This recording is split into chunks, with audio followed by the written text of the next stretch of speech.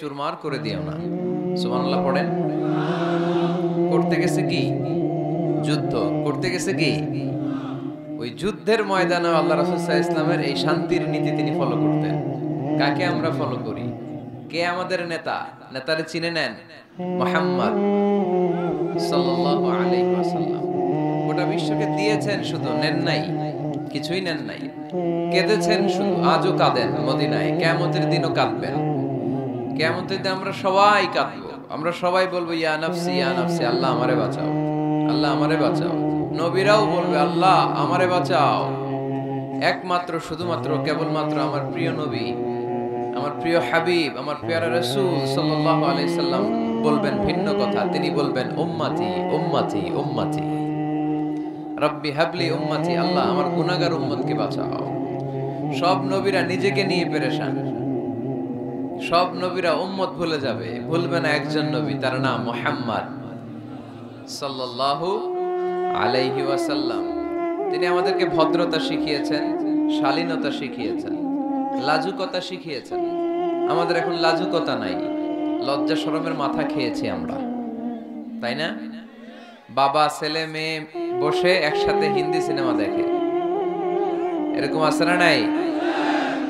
টাঙ্গাইলে আছে? তার মানে লাজ শরমের মাথা খাইছি, লজ্জা শরম নাই। আল্লাহ রাসূল সাল্লাল্লাহু আলাইহি ওয়াসাল্লাম অনেক লজ্জাশীল ছিলেন।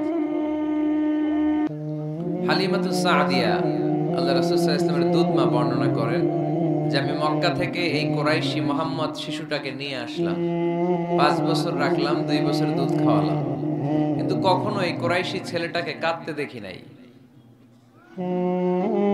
ক্ষুধা লাগলে সে কাঁদতো না, ব্যথা পেলে সে কাঁদতো না, শুধু লজ্জাস্থানের জায়গা থেকে কাপড়টা সরে গেলে সে কেঁদে উঠত। আল্লাহু আকবার পড়েন। ক্ষুধা লাগলেও কাঁদে না, ব্যথা পেলেও তিনি কাঁদতেন না, শুধু লজ্জাস্থানের জায়গা থেকে কাপড়টা সরে গেলে কেঁদে দিতেন। আল্লাহ তাআলা আমাদেরকে সালাত দিয়েছিলেন 50 ওয়াক্ত। কয় ওয়াক্ত? এখন পড়ি কয় ওয়াক্ত? 50 ওয়াক্ত। মেরাজের রাতে নামাজ নিয়ে যখন নামতেছেন, মুসা আলাইহিস সালাম বললেন আল্লাহ আপনাকে কি দিলেন? গিফট।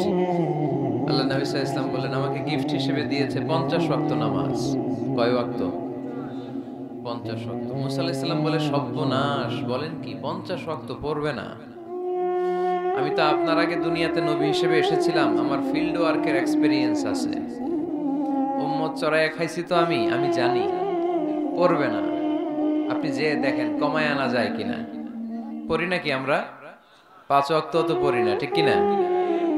তো গেলেন যে বলেন আল্লাহ, মুসা আলাইহিস সালাম তো বলে যে পড়বে না আমার উম্মত, কমায় দেন না। আল্লাহ 5 ওয়াক্ত কমায়া 45 ওয়াক্ত দিলেন। আবার নেমে আসলেন কত? 45। মুসা আলাইহিস সালাম বলে আবার যান, আবার পড়বে না, পড়বে না, কমায় আনেন ভালো হবে। আবার গেলেন, আবার 5 কম। আবার আসলেন, সাইয়েদনা মুসা আলাইহিস সালাম বললেন আবার যান, পড়বে না। আবার গেলেন, 9 বারে 5 নং 45 ওয়াক্ত কমায় দিয়া রাখলেন কয় ওয়াক্ত? 5 ওয়াক্ত নিয়ে আল্লাহর হাবিব ফিরে আসতেছেন। মুসা আলাইহিস সালাম বললেন কি অবস্থা? কয় রাকাত? কয় ওয়াক্ত? আল্লাহর হাবিব বললেন এবার দিছে 5 ওয়াক্ত। মুসা আলাইহিস সালাম বললেন এটাও পড়বে না, ঠিক কি না? এটাও পড়বে না, কমায় নিয়ে আসেন। এবার আল্লাহ রাসূল সাল্লাল্লাহু আলাইহি ওয়াসাল্লাম বলতে আরম্ভ করলেন কি বলেন? 9 বার গেলাম, আর কত যাওয়া যায়? আর পারুম না, লজ্জা লাগে, আমার শরম লাগে। সহিহ বুখারীতে এই কথাটাই এসেছে, আস্তাহি মির রাব্বি, আমার এবার লজ্জা লাগে যেতে। শরম বলেও তো একটা কথা আছে। কয়বার যাওয়া যায় আল্লাহর কাছে? সুবহানাল্লাহ পড়ুন। লাজুকতা কাকে বলে তিনি শিখিয়েছেন। ছোটবেলায়, শৈশব, কৈশোর, যৌবন, সব সময় তিনি লাজুক ছিলেন। আমাদের মধ্যে লাজুকতা নাই, ঠিক কি না? ইযা লাম তাস্তাহি ফাসনা মা শি'তা, যখন তোমার লজ্জা থাকবে না, তোমার যা মন চায় তুমি তাই করতে পারবা। এজন্য আমরা যেন এই লাজুকতা, শালীনতার প্র্যাকটিস করি। আল্লাহ তুমি তৌফিক দান করো। আজকে মসজিদ নিয়ে কথা বলবো। কি নিয়ে? কি নিয়ে কথা বলবো? মসজিদ। আহাব্বুল বিলাদি ইলাল্লাহি মাসাজিদুহা, আল্লাহর কাছে পৃথিবীতে সবচেয়ে পছন্দের জায়গা কোনটা বলেন তো? মসজিদ। এবার বলেন তো আল্লাহর কাছে সবচেয়ে অপছন্দের জায়গা কোনটা? বাজার। কিন্তু পৃথিবীতে এমন বাজার যেখানে জুয়ার আড্ডা বসে, এমন বাজার যেখানে মদ বিক্রি হয়, এমন বাজার যেখানে নর্তকীদের নাচ গান চলে, এমন বাজার যেখানকার ব্যবসায়ীরা পণ্য বিক্রি করার জন্য খালি কসম কাটে। এরকম আছে না নাই?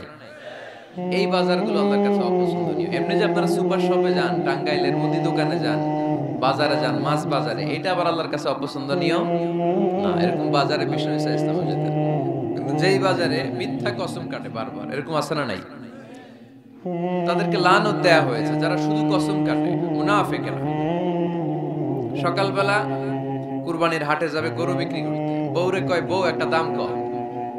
বউ বলে, কত কম? বল যে 50,000। তো বউ কয়, বললাম 50,000। তো এরপর বাজারে যখন নিয়ে গেছে, এক লোক এসে বলতেছে, ভাই গরুটা 40,000 দিবেন? তখন সে বলে, আল্লাহর কসম সকালবেলা একজন 50,000 দাম কইছে, দেই নাই। সকালে 50,000 কইছে, এরই তো দেই নাই, আপনার 40,000 কেমনে দেই? এরকম ডাকাইত আছে রাডাই। আল্লাহ রাসূল সাল্লাল্লাহু আলাইহি ওয়াসাল্লাম মদিনার খেজুরের বাগান বাজার পরিদর্শনে গেলেন। যে খেজুরের স্তূপ দেখে আল্লাহ রাসূল সাল্লাল্লাহু আলাইহি ওয়াসাল্লাম খেজুরের স্তূপে হাত ঢুকায় দিলেন। ঢুকায় দেওয়ার পরে তিনি দেখলেন পানি, ভিতরে কি? আর উপরে শুকনা খেজুর। আল্লাহর হাবিব বললেন, ভিতরে পানি, উপরে শুকনা কেন? কয়, বৃষ্টি হয়েছে। আর বৃষ্টি হলে তো সব জায়গায় পানির সয়লাভ থাকবে। আল্লাহ রাসূল সাল্লাল্লাহু আলাইহি ওয়াসাল্লাম রেগে গেলেন আর বললেন, মান গাশশানা ফালাইসা মিন্না, যে আমাদেরকে ধোঁকা দেয় সে আমার উম্মত হতে পারে।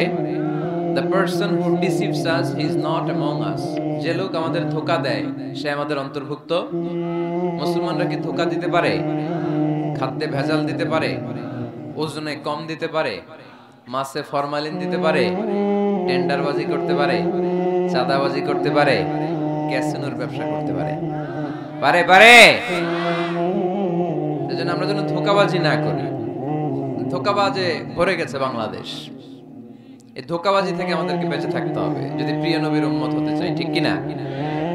তাহলে আল্লাহ তাআলার কাছে সবচেয়ে প্রিয় জায়গার নাম সবাই বলেন। আর সবচেয়ে অপছন্দনীয় জায়গার নাম বাজার। হাদিসটা সহিহ বুখারীতে এসেছে। এমন বাজার যেখানে মদের আড্ডাখানা, যেখানে ক্যাসিনোর ব্যবসা, হারাম ব্যবসা, ওইটা আল্লাহর কাছে অপছন্দনীয়। আল্লাহর হাবিব সাল্লাল্লাহু আলাইহি ওয়াসাল্লামের একটা অভ্যাস ছিল, তিনি কোন এলাকায় গেলেই প্রথমে একটা মসজিদ বানায় ফেলতেন। সুবহানাল্লাহ পড়েন। তার মানে মসজিদ কেন্দ্রিক তিনি সব করতেন। মস্ক সেন্টার, আগে মসজিদ তারপরে সব। যেমন তিনি মক্কা থেকে যখন মদিনায় হিজরতে আসবেন, মদিনায় ঢোকার আগে কোবা নামক একটা এলাকায় তিনি কয়েক সপ্তাহ ছিলেন। ওখানে এই 2 সপ্তাহের ব্যবধানে একটা মসজিদ বানায় ফেলছেন, মসজিদে কোবা। মসজিদের নাম কি?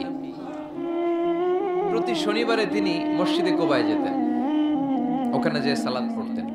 এবং আল্লাহর হাবিব বলেছেন, কেউ যদি, আপনারা যখন মদিনা শরীফে যাবেন, শনিবারে যদি কেউ সকালবেলা আপনারা যে কোবা মসজিদে যে ওযু করে, ঘর থেকে ওযু করে যে 2 রাকাত সালাত পড়েন, তাহলে উমরা করলে, একটা মাকবুল উমরা করলে যেই সওয়াব, ওই সওয়াব আল্লাহ আমলনামায় দিয়ে দিবেন। কোবা থেকে তিনি মাইগ্রেট করলেন মদিনায়। মদিনাতে যেও তিনি একটা মসজিদ প্রতিষ্ঠা করলেন। মসজিদটার নাম সবাই বলেন, মসজিদে নববী। আল্লাহ রাসূল সাল্লাল্লাহু আলাইহি ওয়াসাল্লাম খুব চমৎকার লোকেশন বাছাই করতে পারতেন। লোকেশন তিনি দেখলেন কোথায় করলে ভালো হয়, কোথায় কোথায় কোথায়। খুঁজতে খুঁজতে এমন জায়গাটা পছন্দ হলো, সেখানে ছিল পুরাতন খেজুরের বাগান, ধ্বংসাবশেষ, আর ছিল মুশরিকদের কবর।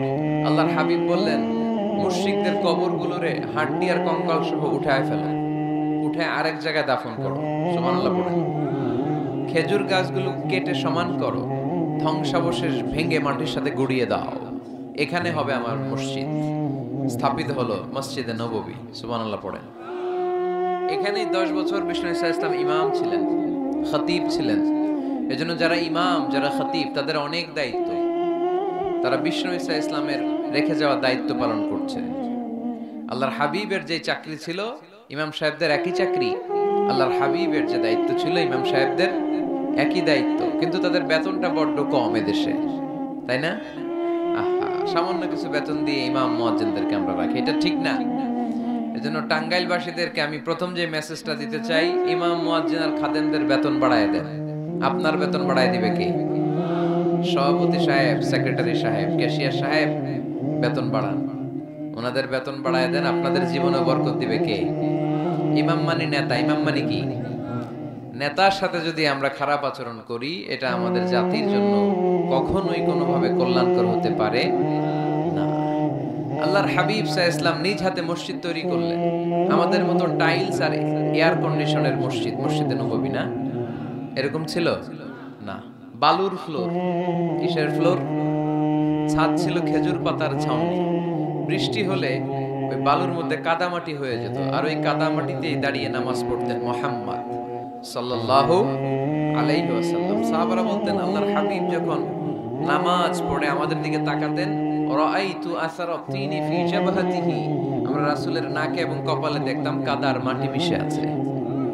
আল্লাহর হাবিব যখন মুসল্লিদের দিকে তাকাতেন, দেখতেন প্রতিটা মুসল্লি সাহাবীর নাকে আর কপালে কাদার মাটি মিশে আছে। তার মানে আমার নবীর বানানো মসজিদ ছিল কাঁচা, কিন্তু মুসল্লি ছিল পাকা। আমাদের মসজিদগুলো পাকা, কিন্তু মুসল্লিরা কাঁচা। পাকা মুসল্লি হইতে হবে, মসজিদকে আবাদ করতে হবে। কি করতে হবে? আওয়াজ করে বলেন, কি করতে হবে?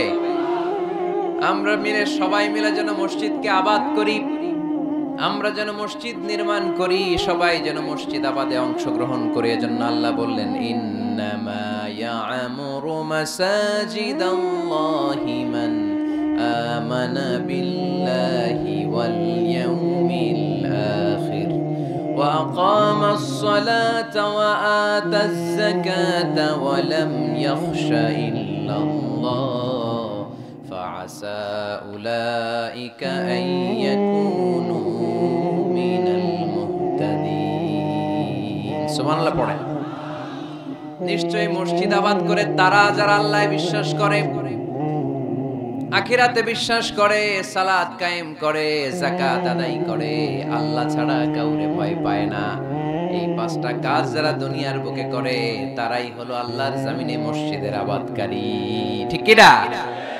ফাআসা উলাইকা ইয়াকুনু মিনাল মুহতাদিন। আশা করা যায় এরাই হলো হেদায়েত প্রাপ্তদের অন্তর্ভুক্ত। সুবহানাল্লাহ পড়ে। এদের কাছে আল্লাহর হেদায়েত আছে। পাঁচটা গুণ আর কোয়ালিটিস থাকবে যারা মসজিদের আবাদ করবে। এক নাম্বার গুণ, মসজিদের আবাদকারী যারা হবে তারা বিশ্বাস করবে একজনকে, তিনি কে। আবার তাদের দুই নাম্বার গুণ, তারা আখিরাতে বিশ্বাস করবে। মসজিদ যারা আবাদ করবে তাদের তিন নাম্বার গুণ, তারা মসজিদে যে জামাতে সালাত আদায় করবে। ঠিক কিনা? মসজিদ আবাদ করে কিন্তু মসজিদে যায় না, এরকম আছে না নাই? মসজিদের সভাপতি যায় না, মসজিদে সেক্রেটারি যায় না, ক্যাশিয়ার যায় না, আছে না নাই? তো এটা কি আবাদ করলেন আপনি? আপনি সভাপতি, আপনার তো আরো আগে যাওয়া দরকার। যাবেন মসজিদে, আপনি সেক্রেটারি, আপনি যাবেন মসজিদে, যাবেন যে নামাজ পড়ুন। আপনি ক্যাশিয়ার, কোষাধ্যক্ষ, যান না কেন আপনি মসজিদে? আপনি যদি মসজিদ আবাদকারী হতে চান, রব্বে কারীমের খাতায় মসজিদ আবাদকারীদের সাথে নিজের নামটা ঢুকে নিতে চান, তাহলে মসজিদে যান। ঠিক কি না? এজন্য আল্লাহ বললেন, মসজিদ আবাদকারী তারা যারা আল্লাহর উপর ঈমান আনে, আখিরাতের প্রতি ঈমান আনে, তারা মসজিদে যায়, মসজিদে যে সালাত কায়েম করে। কি করে? সালাত কায়েম করো, হো সালাত কায়েম করো, হবে সম্মানী তুমি, হবে জান্নাতি তুমি, হবে সম্মানী তুমি, হবে জান্নাতি তুমি, দিবে কাল হাসরে শীতল ছায়া আরশে আজিম, রব্বিয়াল আলা রব্বিয়াল আযীম, রব্বিয়াল আলা রব্বিয়াল আযীম। সুবহানাল্লাহ পড়েন। আউয়ালু মা ইউহাসাবু বিহিল আবদু ইয়াউমাল কিয়ামাতি আস-সালাহ। কিয়ামতের দিন সর্বপ্রথম যে জিনিসটার হিসাব আল্লাহ নেবেন সেটা কি? সালাত। কুরবানির গোশতের সাথে যেটা খায়, তাই না? সালাত মানে নামাজ। এই নামাজের হিসেবটা সর্বপ্রথম আমাদের কাছ থেকে চাইবে কে? আপনার আমলনামার এই হিসেব যদি আপনার জন্য কিয়ামতের দিন সহজ হয়ে যায়, পুরো আমলনামাটারে সহজ করে দিবে কে? আর এই সালাতের হিসাবে যদি গন্ডগোল লাগে, সব গন্ডগোল লাগাই দিবে কে? এজন্য আল্লাহ বললেন, মসজিদের আবাদকারী তারা যারা আমার উপরে বিশ্বাস রাখে, আখিরাতে বিশ্বাস রাখে, সালাত কায়েম করে, যাকাত আদায় করে, আল্লাহ ছাড়া কাউকে তারা ভয় পায় না। ওয়ালাম ইয়াখশা ইল্লাল্লাহ, আল্লাহ ছাড়া কাউকে তারা ভয় পায় না। তাদের হৃদয়ে ভয় থাকে একজনের, তিনি কে? ফাআসা উলাইকা ইয়াকুনু মিনাল মুহতাদিন, আশা করা যায় তারাই হেদায়েত প্রাপ্তদের অন্তর্ভুক্ত। ঠিক কি না? কথাটা কার? এখন আমরা মসজিদের আবাদকারী হতে চাই কি চাই না? এই 4-5 জন চান? সবাই মসজিদের আবাদকারী হতে চাই কি চাই না? তাহলে এই 5টা কাজ করতে হবে। আল্লাহর উপর বিশ্বাস, আখিরাতে বিশ্বাস, মসজিদে যে সালাত আদায়, যাকাত আদায়, আর হৃদয়ে আল্লাহর ভয় ছাড়া আর কারো কোনো ভয় থাকতে পারবে না। সাউন্ড নাই ওখানে? মাইকম্যান কই? কি নাম তোমার মাইকের? দেখি। সুরেলা। নাই কোনো সুর তোমার মাইকে, নাম দিয়েছে সুরেলা।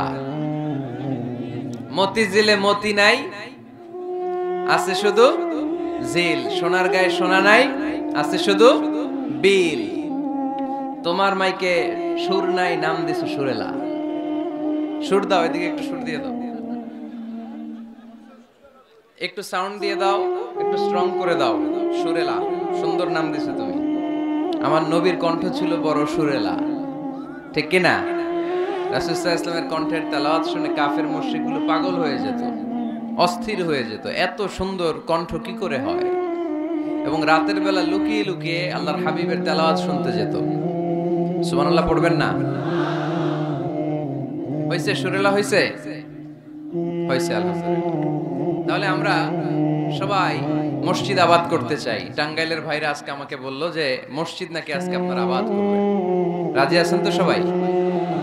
খেয়াল রাখবেন, ইসলামে মসজিদ এটা সবার নাকি আওয়ামী লীগের, বিএনপি, জাতীয় পার্টির, জামাত ইসলাম, পীরের মুরিদ, তাবলীগের ভাই? কাদের? চিল্লায় বলেন কাদের? অনেক জায়গায় দেখেন মসজিদ বানায় আহলে হাদিস জামে মসজিদ। কেন আহলে হাদিস জামে মসজিদ হবে কেন? আবার অনেক জায়গায় হানাফি জামে মসজিদ। কেন? সমস্যা কি আপনাদের? ভাগ করেন কেন? আল্লাহ রাসূল আসছে মিলাইতে, আমরা খালি কোপায়া কোপায়া ভাগ করে দেই। না, ভাগ করবেন না, সবাইরে সব মসজিদে ঢুকতে দিবেন। আহলে হাদিসের ভাইরা হানাফি ভাইদের সাথে মসজিদে সালাত পড়বে। হানাফি মাযহাব যারা মানে তারা আহলে হাদিসের ভাইদের সাথে সালাত আদায় করবে। ঠেলাঠেলি আছে? কাবা ঘরের সামনে কেউ এইভাবে বুকে বাঁধে, আল্লাহু আকবার, এইভাবে দেখছেন না? কেউ এইভাবে, আবার হানাফিরা এইভাবে। মালিকিদের কিছু লোক আছে এরা বাঁধেই না, এমনি ছেড়ে রাখছে। কি করবি কর, বাঁধনো না এইভাবে। হ্যাঁ, করে কিছু করারও নাই, এরা ছেড়ে দিয়ে নামাজ পড়ে। তো আল্লাহর ঘর এখানে, প্রতিটা নবীর পদ ধুলি লেগেছে যেই মক্কায়, প্রিয় হাবিবের শ্বাস প্রশ্বাস এখনো মিশে আছে এই কাবা ঘরে। আল্লাহর ঘর কাবা বাইতুল্লাহ, ওখানে দাঁড়িয়ে কেউ এখানে, কেউ এখানে, কেউ এখানে, কেউ বাদেই না, কেউ আমিন জোরে, কেউ আস্তে। কোনো ঠেলাঠেলি আছে? তো বাংলাদেশে ঠেলাঠেলিটা আনলো কে? কেন এই ঠেলাঠেলিটা করে? কথা কি বুঝেন? ঠেলাঠেলির দিন শেষ, ঐক্য গড়ার বাংলাদেশ। চিল্লায় বলো ঠিক কিনা? আমরা ঐক্য চাই। অনেক ভুল বোঝানো হয়েছে আমাদেরকে, অনেক ন্যারো মাইন্ডেড বানিয়ে রাখা হয়েছে। সংকীর্ণতার দিন শেষ, পরিবর্তন হতে শুরু করেছে। মানুষ এখন অনেক চালাক। জনগণের ধোকা দেওয়া, তাওহীদপন্থী মুসলমানদের গোজামিল দিয়ে বুঝ দেওয়ার দিন শেষ। জোরে বলেন ঠিক কিনা? যেটা বলবেন কোরআন সুন্নাহর আলোকে বলবেন। ইসলাম এসেছে মিলানোর জন্য, তা আপনি পিস পিস করেন কেন? আল্লাহ আপনার পিস পিস করে ফেলবে। সবাই ভাই ভাই, মসজিদ সবার। 60 জন খ্রিস্টান পাদ্রী নাজরান থেকে এসেছে আল্লাহর হাবিবের সাথে দেখা করতে। জায়গা নাই, কই বসতে দিবে? কোনো জায়গা না পেয়ে 60 জন খ্রিস্টানের জন্য আল্লাহর হাবিব সাল্লাল্লাহু আলাইহি ওয়াসাল্লাম মসজিদে নববীর দরজা খুলে দিয়ে খ্রিস্টানদেরকে মসজিদে ঢুকতে দিয়েছেন। মসজিদে নববীতে খ্রিস্টান ঢুকতে পারে, আর আমাদের আহলে হাদিস মসজিদে হানাফি ভাইরা ঢুকতে পারে না। হানাফি ভাইদের মসজিদে আহলে হাদিসের ভাইরা ঢুকতে পারে না। এটা আপনি পেয়েছেন কোথায়? কেন করেন এগুলো? বাদ দিয়ে দেন। আমরা সবাই এক। চিল্লায় বলেন ঠিক কিনা? আপনারা কি ঐক্য চান নাকি কিলাকিলি করবেন? আমরা কিলাকিলি চাই, বিভেদ চাই, হিংসা চাই, আর কোন ঝগড়া মারামারি চাই? আমরা চাই ঐক্য। চিল্লায় বলেন কি চাই? আল্লাহ তুমি ঐক্য প্রতিষ্ঠার তৌফিক আমাদেরকে দান করো। আর জোরে বলি আমিন। এজন্য আল্লাহ বললেন ইন্নামা ইয়ামুরু মাসাজিদাল্লাহ, যারা আল্লাহ বিশ্বাসী, নামাজ পড়ে, যাকাত দেয়, আল্লাহরে ভয় করে, তারাই মসজিদের আবাদ করে। উমরানুল মাসাজিদ, কেমন করে মসজিদের আবাদ করবেন? এক নাম্বার, মসজিদ নির্মাণের মাধ্যমে মসজিদের আবাদ হয়, ঠিক কি না? আল্লাহর হাবিব বললেন, মান বানা লিল্লাহি বাইতান মিন মালিহি বানাল্লাহু লাহু বাইতান ফিল জান্নাহ। নিজের অর্থ ব্যয় করে যে দুনিয়ার বুকে মসজিদ বানায়া দেয়, আল্লাহ তার জন্য জান্নাতে ঘর বানায়া দেয়।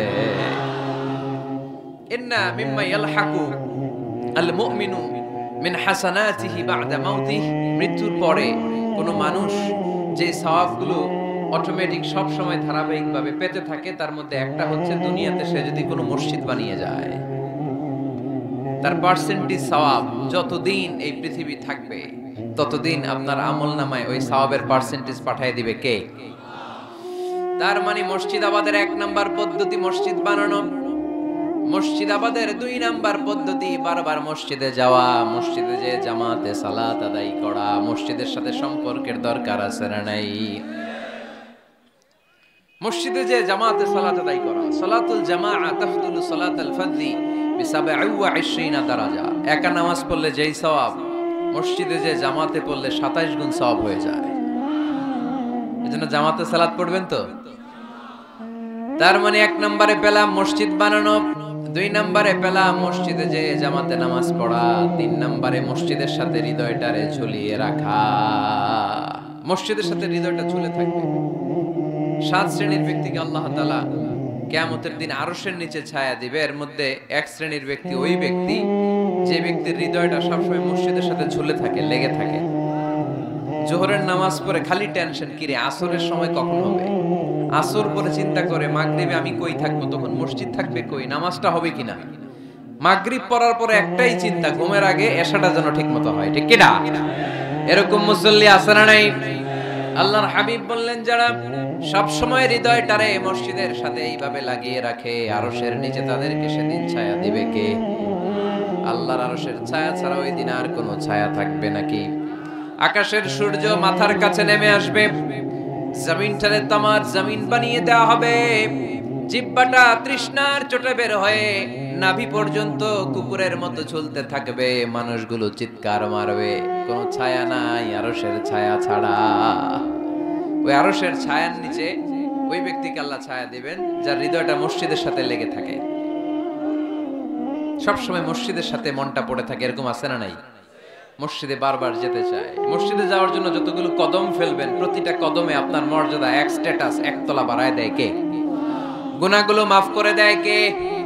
আবার মসজিদে যদি কোনো দিনই হালাকায় বসেন, আল্লাহর রহমত চারদিক থেকে আপনারে বেষ্টন করে ফেলে। আল্লাহর ফেরেশতারা আপনাদের জন্য দোয়া করতে থাকে। তাহলে মসজিদ আবাদের এক নাম্বার নমুনা হলো মসজিদ বানানো। মসজিদকে আবাদ করার দুই নাম্বার নমুনা হলো মসজিদে জামাতের সাথে সালাত আদায় করা। মসজিদ আবাদের 3 নাম্বার নমুনা হলো হৃদয়টা মসজিদের সাথে ঝুলিয়ে রাখা। মসজিদ আবাদের 4 নাম্বার নমুনা হলো নিজ হাতে মসজিদকে পরিষ্কার পরিচ্ছন্ন রাখা। মসজিদ ঝাড়ু দিচ্ছেন কে কে? দেখি হাত তোলেন। প্রত্যেকদিন দেন? আলহামদুলিল্লাহ, আলহামদুলিল্লাহ। এটা সাইয়েদনা ইব্রাহিম আলাইহিস সালাম আর ইসমাঈল আলাইহিস সালামের ডিউটি ছিল। ডিউটিটা দিছিল কে? চিল্লায় বলেন কে? আল্লাহ বললেন, তাহহিরা বাইতিয়া লিত-তাইফিনা ওয়াল আকিফিনা ওয়ার রুকআইস সুজুদ। মসজিদেরি ঝাড়ু বারদার ও কামারে হাত শোনো আমারে মুনাজাত। পড়েন, শোনো শোনো ইয়া ইলাহি আমারে মুনাজাত, শোনো আমারে মুনাজাত। পড়েন আমিন। খাদেম ঝাড়ু দিল কিনা? মসজিদের ফ্লোর মুছলো কিনা? মুয়াজ্জিন হুজুর মসজিদ ঝাড়ু দিল কিনা? মসজিদে বালু আছে কিনা? সবাই যে চেক করে। দায়িত্ব কি শুধু খাদেমের আর মুয়াজ্জিনের কাঁধের উপরে নাকি আমাদের কাঁধেও মসজিদ পরিচ্ছন্ন রাখার দায়িত্ব আছে না? দুইজন নবীকে আল্লাহ বললেন, সাইয়েদনা ইব্রাহিম যাকে উপাধি দিয়েছেন আল্লাহ খলিল, আমার মসজিদ পরিষ্কার করো, বাপ বেটা মিলে ঝাড়ু দাও। সাইয়েদনা ইসমাঈল ইব্রাহিম মসজিদ ঝাড়ু দিতে পারলে আপনি কোন লাট সাহেব হইছেন? কি হয়ে গিয়েছেন আপনি? মনে জ্বালা, যন্ত্রণা, ঘরে মারামারি, শান্তি নাই, মসজিদে চলে যান, মসজিদ মুছে দেন, একটু ঝাড়ু দিয়ে দেন, আপনার ঘরের সব অশান্তিরে শান্তি বানায় দিবে কে? মনের জ্বালা যন্ত্রণা দূর করে দিবে কে? এই জন্য হৃদয়ে যদি কষ্ট থাকে, জ্বালা যন্ত্রণা থাকে, অসুখ থাকে, অশান্তি থাকে, মসজিদে যান, মসজিদটা ঝাড়ু দেন, এতিমের মাথায় হাত বুলায় দেন, হৃদয়টারে প্রশান্ত করে দিবে কে? তাহলে এই কাজগুলো করার মাধ্যমে আমরা মসজিদ আবাদ করব। রাজি আছেন? আপনাদের টাঙ্গাইল জেলায় সবচেয়ে বড় মসজিদ কোনটা?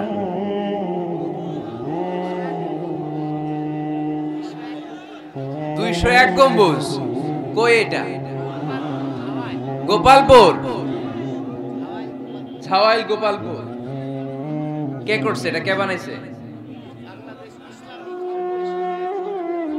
ও, ইসলামিক ফাউন্ডেশনের কর্মকর্তা রফিকুল ইসলাম। কি করে? বেঁচে আছে? আজকের এই মাহফিলের পক্ষ থেকে ওনাকে জানাই সশ্রদ্ধ সালাম। যাবো ইনশাআল্লাহ। তো এরকম ভালো ভালো মসজিদ, সুন্দর মসজিদ বাংলাদেশে হোক, আমরা চাই না? সবাই চান? তা চাই, আওয়াজটা এতটুকু। এরকম সুন্দর মসজিদ এদেশে আরো নির্মিত হোক, চাই কি চাই না? মসজিদে আমরা যাব, মসজিদ আমরা আবাদ করব। মসজিদ নিয়ে আজকে অনেক কথা আছে, কেউ উঠবেন না, মজার কথাগুলো শেষে রেখে দিছি। যারা উঠবেন এদের মিস। উঠবেন না, বসেন। মসজিদে যে আমরা যাব, কিছু আদব মেনটেন করে যেতে হবে, ঠিক কিনা? ওযু ছাড়া ঢোকা যাবে? ওযু নিয়ে ঢোকার দরকার আছে না নাই? আবার আল্লাহ বললেন, ইয়া বানি আদম খুযু জিনাতাকুম ইনদা কুল্লি মাসজিদ। ও বনি আদম, মসজিদে যখন নামাজ পড়তে যাও, সবচেয়ে ভালো কাপড়গুলো গায়ে দিয়ে যাও। আদেশটা কার? কিন্তু আমরা যখন মসজিদে ঢুকি, সবচেয়ে সিরা পাড়াটা পয়রা ঢুকি, আছে না নাই? পুরান তুরান ছিঁড়া পাড়া, যেটা আর চলে না ওইটা গায়ে দেয়া যায়। আর বিয়ের অনুষ্ঠানে, সুন্নাতে খাতনা, পহেলা বৈশাখ, এসো হে বৈশাখ তোমারে আদর করি, 31st নাইটে যখন প্রোগ্রামে যাই, বিশ্ব ভালোবাসা দিবসে যখন ভালোবাসা করতে যাই, তখন সুন্দর সুন্দর পাঞ্জাবি আছে না নাই? তখন নতুন জামা। বিশ্ব ভালোবাসা দিবস আসতেছে, ওইটা কি দিবস? বেহায়া দিবস। আহা, আমার কিশোরগঞ্জে মাহফিল ছিল গত বছর এই ভালোবাসা দিবসের দিন। দেখি সবগুলার হাতে গোলাপ ফুল। গোলাপ ফুল শেষ, পুরো কিশোরগঞ্জের সব গোলাপ ফুল শেষ। ফুলের দোকানে যাই দেখলাম কিচ্ছু নাই। কয় হুজুর গত রাতেই শেষ। বিশ্ব বেহায়া দিবস, এগুলোর সাথে আমাদের কোনো সম্পর্ক নাই। আমাদের সবচেয়ে ভালো জামাটা আমরা মসজিদে পরে যাব। আমরা দুনিয়ার কাউরে দেখাতে চাই না, আমরা যা করি দেখাতে চাই একজনকে, তিনি কে? তাহলে মসজিদের প্রথম আদব, ওযু করে ঢুকবো। 2 নাম্বার আদব, সব চাইতে ভালো জামাটা গায়ে দিয়ে মসজিদে ঢুকবো। 3 নাম্বার, ঢোকার সময় বাম পা দিয়ে ঢুকবো। কোন পা? আর বের হওয়ার সময় বিশ্বনবী বললেন, মসজিদে যখন ঢুকবে এই দোয়াটা পড়ো, আউযু বিল্লাহিল আযীম ওয়া বিওয়াজহিল কারীম ওয়া সুলতানিহিল কদীম মিনাশ শাইতানির রাজীম। এই 4টা শব্দ দিয়ে এই দোয়াটা যে পড়বে, এই দোয়াটা পড়ার সাথে সাথে শয়তান চিৎকার মারে আর ঘোষণা দেয়, আজকের দিনের জন্য আমার ওয়াসওয়াসা থেকে তুই মুক্ত হয়ে গেলি। আফসোস করে শয়তান বলে, তোরে তো আর কিছু করা গেল না, তোর উপরে আর কোনো খবরদারি নাই, আজকে সারা দিনের জন্য তোর রবের কাছ থেকে তুই প্রোটেকশন পেয়ে গেলি। আজকে শেষ, কালকে ধরবো তরে, কালকে ধরবো, আজকে শেষ। এই জন্য এই দোয়াটা পড়বেন, আউযু বিল্লাহিল আযীম ওয়া বিওয়াজহিল কারীম ওয়া সুলতানিহিল কদীম মিনাশ শাইতানির রাজীম। এই রেকর্ড হইতেছে, ইউটিউবে শুনে নিন, এটা পড়বেন। এরপরে নবীর একটা সালাম দিবেন, আসসালামু আলাইকা আইয়ুহান নবী ওয়া রাহমাতুল্লাহি ওয়া বারাকাতুহু। তারপরে ডান পা দিয়ে ঢুকবো আমরা। মসজিদে ঢোকার সময় কোন পা? সবাই বলেন আরো জোরে, মনে থাকবে, ভুল হবে না তো? আর ডান পা দিয়ে পড়বো, আল্লাহুম্মা আফতাহলি আবওয়াবা রাহমাতিক। ও আল্লাহ, তোমার রহমতের দরজা আমার জন্য খুলে দাও। পড়েন আমিন। আর যখন বের হব তখন বাম পা দিয়ে বের হবো। কোন পা? সবাই বলেন, মনে থাকবে? ছেলে মেয়েদেরকে শিখানো যাবে? বাচ্চারা কি শিখাবেন? ঢোকার সময়, বের হওয়ার সময়, ঢোকার সময়, বের হওয়ার সময়, আর বের হওয়ার সময় পড়ব আল্লাহুম্মা ইন্নী আসআলুকা মিন ফাদলিক। আল্লাহ, আমি আপনার কাছে ফদল চাই। ঢোকার সময় রহমত চাই, বের হওয়ার সময় ফদল। ফদল মানে রিজিক। রিজিক কি মসজিদে থাকে না মসজিদের বাইরে? এজন্য আল্লাহ বলেন ফাইদা কুদিয়াতিস সালাতু ফান্তাশিরু ফিল আরদি ওয়াবতাগু মিন ফাদলিল্লাহ ওয়াযকুরুল্লাহা কাসীরান লাআল্লাকুম তুফলিহুন। যখন সালাত শেষ হয়ে যায়, জমিনের মধ্যে ছড়িয়ে পড়ো, জমিনে কাজ কর্ম শুরু করে দাও, কর্মচাঞ্চল্যতা দিয়ে জমিনটাকে ভরে তোলো, আর আল্লাহর কাছে ফদল চাও, রিজিক চাও। রিজিকের মালিক কে? তাহলে মসজিদে কি পাওয়া যায়? রহমত। ওই একজন কয় রিজিক, রহমত। মসজিদে কি পাওয়া যায়? সবাই বলেন, এটার ক্লাস মনে করবেন, তাহলে খেয়াল থাকবে। মসজিদের ভিতরে কি পাওয়া যায়? আর বাইরে পাওয়া যায় রিজিক। চিল্লায় বলেন, বাইরে কি পাওয়া যায়? এজন্য ঢোকার সময় রহমত চাবো, বের হওয়ার সময় রিজিক চাবো। ঢোকার সময় ডান পা, বের হওয়ার সময়, মনে থাকবে? আর মসজিদে ঢুকেই 2 রাকাত, ঢুকেই 2 রাকাত। দুখুলুল মসজিদ, তাহিয়াতুল মসজিদ, তাহিয়াতুল উযু, যেই নাম দেন। ওযু করলেই, মসজিদে ঢুকলেই, মনে থাকবে? বলে যাবেন তো আপনারা, খেয়াল থাকবে? মসজিদে ঢুকলেই 2 রাকাত পড়তেন বিশ্বনবী মুহাম্মদ সাল্লাল্লাহু। বিশ্বনবী জুমার খুতবা দিচ্ছেন, হঠাৎ এক সাহাবী খুতবা চলাকালীন সময়ে মসজিদে ঢুকেই বসে পড়লেন। বিশ্বনবী বললেন, দাঁড়াও। নিজের খুতবা বন্ধ করে দিয়ে সাহাবীরে বললেন, দাঁড়াও, 2 রাকাত পড়েছো নাকি? সাহাবী বলে, পড়ি নাই। বিশ্বনবী বললেন, তাড়াতাড়ি করে, চটজলদি করে 2 রাকাত পড়ে নাও। খুতবা, জুমার খুতবা চলতেছে, খুতবা থামিয়ে দিয়ে, খুতবার নিরবিচ্ছিন্নতাকে ভঙ্গ করে আল্লাহর হাবিব সাল্লাল্লাহু আলাইহি ওয়াসাল্লাম 2 রাকাত পড়তে বললেন। এটা খুবই জরুরি, পড়বেন, খুতবা চলাকালীনও পড়বেন। যদিও আমাদের দেশের অনেক জায়গায় এটার সুযোগ দেয় না, বলে যে লাল বাতি জ্বলন্ত অবস্থায় নামাজ পড়া নিষেধ। নিজেরা বানাইছে এই নিষেধ, তো পড়তে না দিলে বারান্দায় পড়েন, যেহেতু খুতবা শোনারও গুরুত্ব আছে। হানাফি মাযহাবে খুতবাটারে ওয়াজিব বলে, খুব গুরুত্ব দেয়। এজন্য বলে যে এটা বেশি গুরুত্বপূর্ণ ওই নামাজের চেয়ে। এটা হচ্ছে ওনাদের দলিল, কিন্তু ওই দলিলটা বেশি শক্তিশালী যে মসজিদে ঢুকেই 2 রাকাত পড়তে হয়, ঠিক কি না? এজন্য মসজিদে ঢুকেই আমরা 2 রাকাত পড়ব। তাহলে প্রথমে ওযু করে নিলাম, সুন্দর জামা পরলাম, ডান পা দিয়ে মসজিদে ঢুকলাম, ঢুকেই 2 রাকাত পড়লাম। এই সবগুলো আদেশ বিশ্বনবী আমাদের জন্য দিয়েছে, ঠিক কি না? আবার বিশ্বনবী নিষেধ করেছে কবরের উপর যেন কখনো কেউ মসজিদ না বানায়। লাআনা রাসূলুল্লাহ সাল্লাল্লাহু লাআনাতুল্লাহি আলাল ইয়াহুদ ওয়ান নাসারা ইত্তাখাযু কুবুর আমবিয়াইহিম মাসাজিদা। আল্লাহ তাআলা ইহুদি নাসারাদের উপর লানত দিয়েছে। কি দিয়েছে? লানত। কারণ তারা তাদের নবীদের কবরের উপরে মসজিদ বানায়, ওইখানে নামাজ পড়ে। কবরস্থানে নামাজ পড়া যায়? কবরের উপরে নামাজ পড়া যায়? বাংলাদেশে আছে না নাই? ছোট্ট এতটুক মসজিদ, 2 কাতারের এত বড় কবরস্থান। ইয়া লাল শালু, নীল শালু, আগরবাতি আর গোলাপ জলের গন্ধে ঢোকা যায় না, আছে না নাই? ওখানে যে আগরবাতি জ্বালায় দেয়, গোলাপ জল ঢেলে দেয়, আছে না নাই? কবরস্থানে বা মাজারে কেন মোমবাতি দেয় মানুষ আমি জানি না। যিনি কবরে শুয়ে আছেন ওনার কাছে কি আলো যায়, মোমবাতির আলো? তো ওনারে দিছেন কেন? এটা তো যে সমস্ত ঘরে এখনো ইলেকট্রিসিটি পৌঁছে নাই, বাচ্চারা পড়াশোনা করতে পারে না, এদের ঘরেই না আপনি মোমবাতি দিবেন? তাহলে আপনার বাবার কবরটারে আলো দিয়ে ভরে দিবে কে? মাজারে যে অনেকে টাকা দেয়, মানত করে, মাজারে টাকা দেয়া যায় না, মানত করা যায় না, মানত করতে হয় একজনের নামে। চিল্লায় বলেন তিনি কে? খবরদার, এগুলো থেকে সাবধানে থাকতে হবে। মাজার জিয়ারত করা সুন্নাহ, কবর দেখলেই সালাম দেয়া সুন্নাহ, জিয়ারত করা সুন্নাহ। এর জন্য দোয়া চাইবেন, নিজের জন্য আল্লাহর কাছে দোয়া চাইবেন, এর জন্য দোয়া করবেন, নিজের জন্য দোয়া করবেন। কিন্তু মাজারে পড়ে থাকা লোকটার কাছে কিছু চাওয়া যায়? আল মাইয়িতু ফিল কবর কাল গরীকি ফিল বাহর। সাঁতার না জানা ব্যক্তি সাগরে পড়লে যেরকম অসহায়, কবরে শুয়ে থাকা ব্যক্তিটা তার চেয়েও বেশি অসহায়। সে আপনার জন্য কি করবে? আপনি তার জন্য দোয়া করলে সে কিছু পাবে? সে আপনার কিছু করায় দিতে পারবে? করতে পারে একজন, তিনি কে? চিল্লায় বলতে হবে তিনি কে? কেউ ফিরে না খালি হাতে, আল্লাহরে তোর দরবারেতে, ঠিক কি না? পড়েন সবাই, কেউ ফিরে না খালি হাতে, আল্লাহরে তোর দরবারেতে। এজন্য কবর কেন্দ্রিক কোনো মসজিদ নাই। আগে মসজিদ, পরে হবে কবর।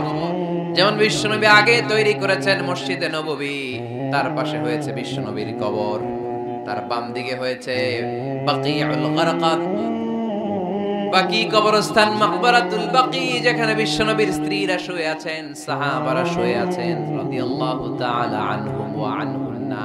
তাহলে আগে হবে মসজিদ, তারপরে কবর। কবর কেন্দ্রিক কোন মসজিদ বানানো যাবে? মনে থাকবে এটা। টাঙ্গাইল এরকম আছে যে আগে কোন আল্লাহর ওলির কবর ছিল, এর উপরে বিশাল মসজিদ বানাই দিয়েছে, আছে? নাই। আলহামদুলিল্লাহ, খুব ভালো। কবর কেন্দ্রিক মসজিদ বানাবেন না, মসজিদ আর কবরস্থানে গ্যাপ রাখবেন, তা না হলে ভেজাল হওয়ার সম্ভাবনা আছে না নাই? এরপরে বিশ্বনবী মসজিদকে ক্লিন রাখতে বলেছেন। আমারা রাসূলুল্লাহ সাল্লাল্লাহু আলাইহি ওয়াসাল্লাম বিবিনাইল মসজিদি ফি দুয়ার ওয়া আন তুনাযযাফা ওয়া তুতায়্যাবা। আল্লাহর হাবিব বলেছেন, এলাকায় এলাকায় তোমরা মসজিদ বানাও, মসজিদগুলোরে পরিষ্কার রাখো, আতর আর সুগন্ধি দিয়ে তোমরা পারফিউম করে দাও।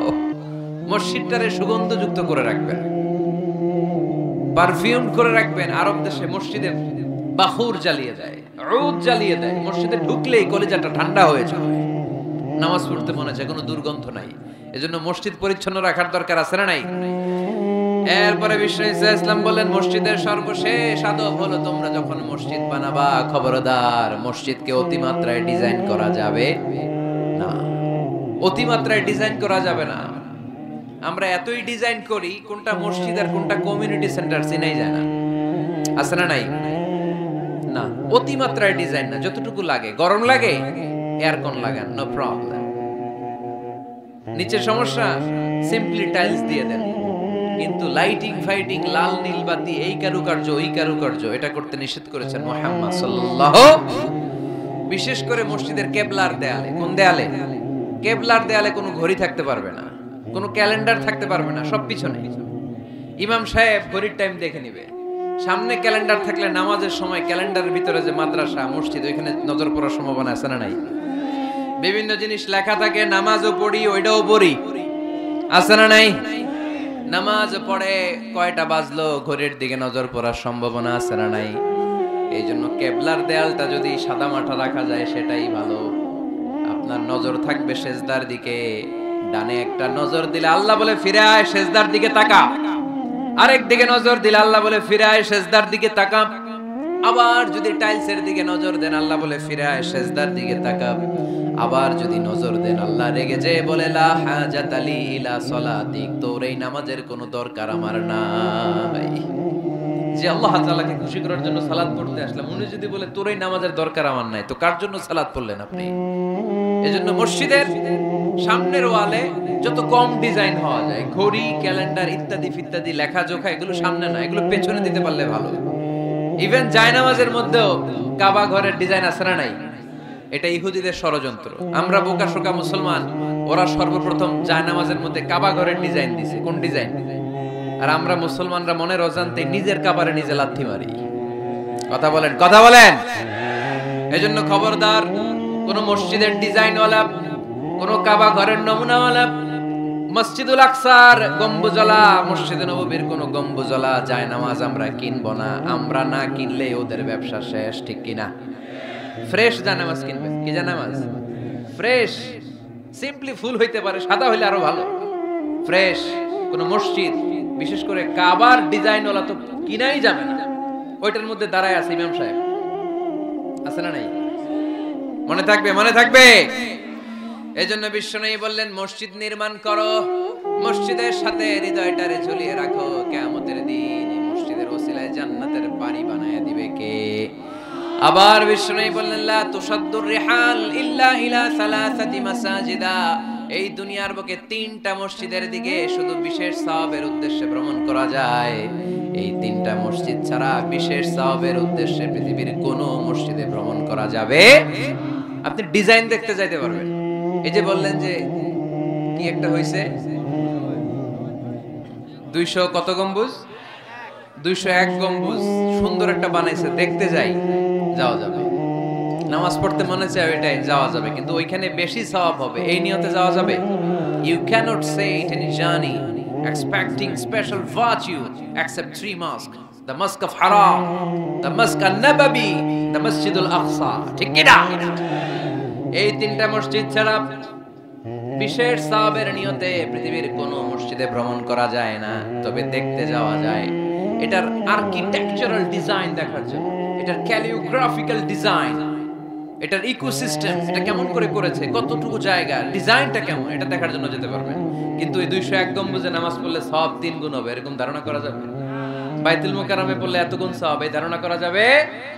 এই যে চলে আসছে 201 গম্বুজ, আমি দেখতেছি, আপনারা পাবেন না দেখতে। আগে দেখে ফেলছেন? মাশাআল্লাহ মাশাআল্লাহ, সুন্দর। আরো কিছু পরামর্শ দিবে, এগুলো শেষে দিচ্ছি আমি।